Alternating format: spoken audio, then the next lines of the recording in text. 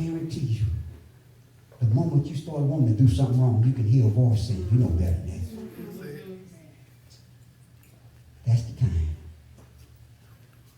Turn around. Till you get to the place to where it's just automatic now. You have matured and you know good from evil. And you know how to choose the good over the evil. Amen. Do you know the scripture says if you name the name of Christ, you ought to depart from evil? How many places are filled with people this morning that ain't got no intention of departing from evil? And the preacher will say, well, how deep is the well? Too deep for you to get out. Do you know religion ain't nothing but a deep well? That's all it is, a deep well. You never get out. And people in that well think it's so good down here. Ain't nothing but muddy water. Don't try to get them out of the well. Oh, you don't have to live like that. You just don't, it don't take all of that to serve God. You can lighten up a little bit. It's all you know is God.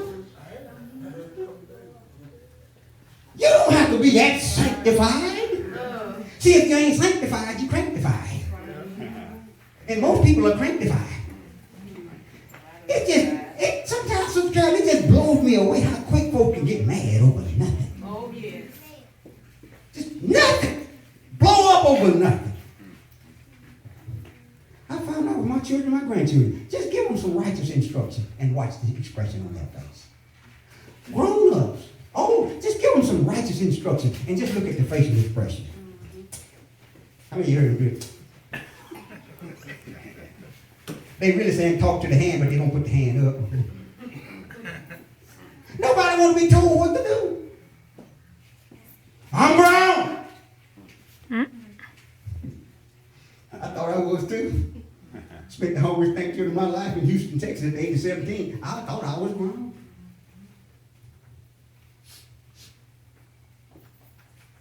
How many of you remember the football player by the name of Ken Burrows, number 00? I was working at Texas Southern University when he was going to school there. Good job. 17 years old, head janitor at Texas Southern University, and stupid. So just because you got a good job don't mean you smart. Just because you making good money don't mean you smart. Wearing designer clothes and couldn't feed myself. Didn't have to. I ate 3 meals a day at the university. 17 years old, weighing 180 pounds because I drank milk all day. Juice, I'm putting it out, I drink it. Didn't have to work about nothing as long as I was at work. Didn't have a pocket piss in when I went back to where I lived. I remember we didn't even have gas in the place we stayed. I remember fried eggs on a skillet with a bucket. It helps you.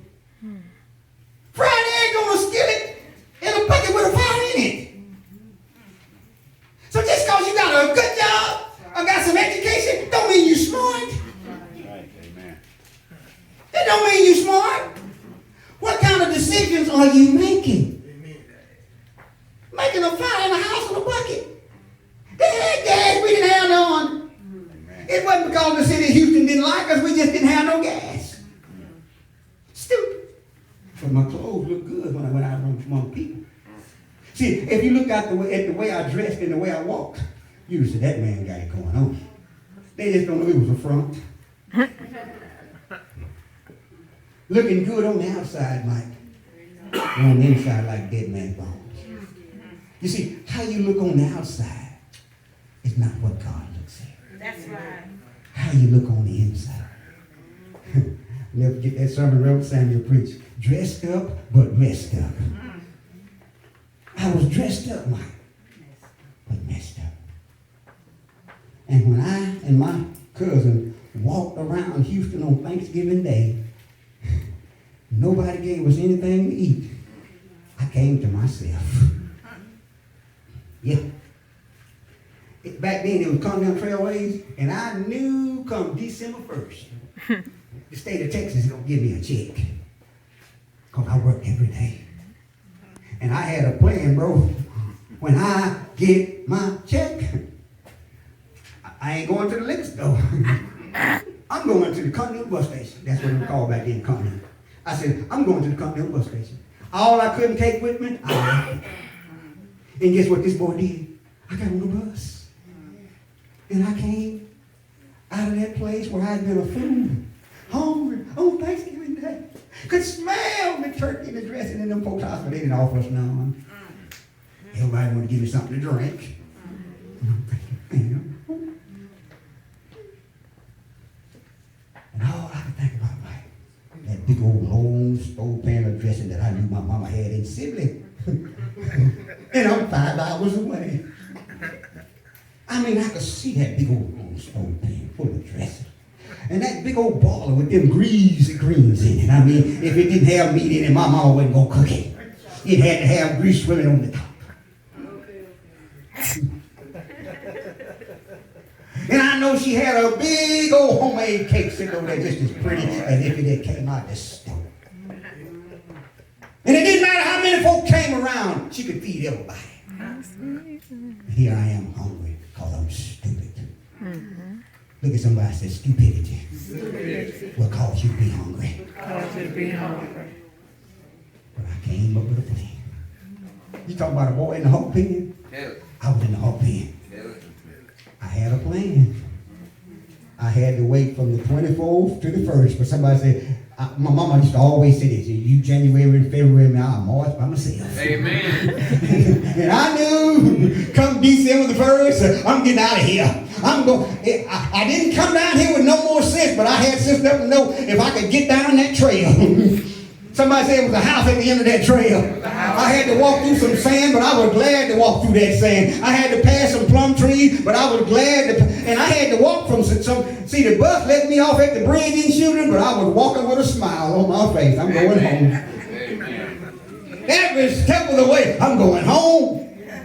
And I know if it wasn't no dressing now, I could ask Mama to make a fresh pan. But I didn't get smart when I got down here. I was still stupid. See, location doesn't change stupidity. See, some of y'all think just because you come to church, you just change. Here's the thing about a leper. He don't change his stripes. He just changed locations. So this leper that was in Houston 17, nothing changed. I just changed location. Now what I was doing out there, I got to hide from Mama. Somebody say amen. Amen. And see, I know deep down inside, Mama probably already knew, but she loved me anyway. See, Mama don't stop loving just because you're stupid. She might not can help you, but she don't stop loving you. God don't stop loving you just because you're stupid. You might be at a place where he can't help you until you make an inward decision to get out. But I mean, how long you keep in that wall?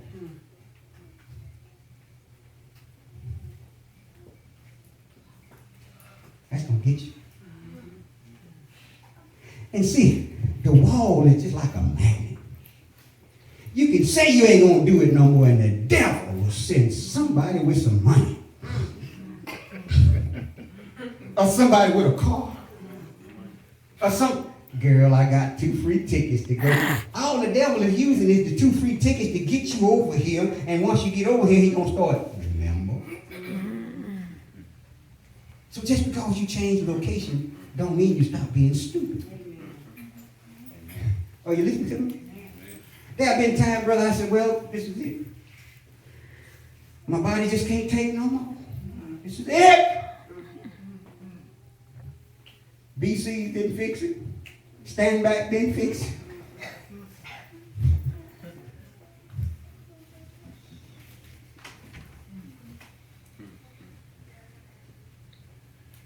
And all the time, I didn't know God had a plan for my life.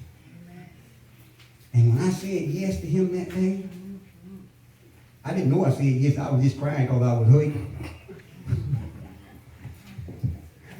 It ain't a sin to hurt if you make the right cry to the right person. See, a lot of times folks is hurting and they cry to the wrong person. Amen. Huh? Your neighbor live across the street from you, ain't got a pot to piss in, and you gonna cry to her. Don't know God, ain't walking with God, but you gonna cry to her.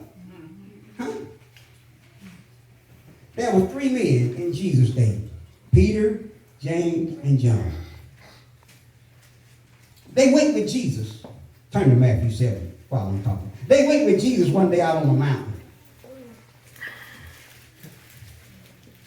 Somebody said Peter, James, and John. See, everywhere you go, you can't take everybody. Amen. You would like to, but everybody ain't ready for where you're going. Huh? That's why when God told me a long time ago, he was going to call me in full-time ministry, I said, you need to go tell Mary. Y'all missed that.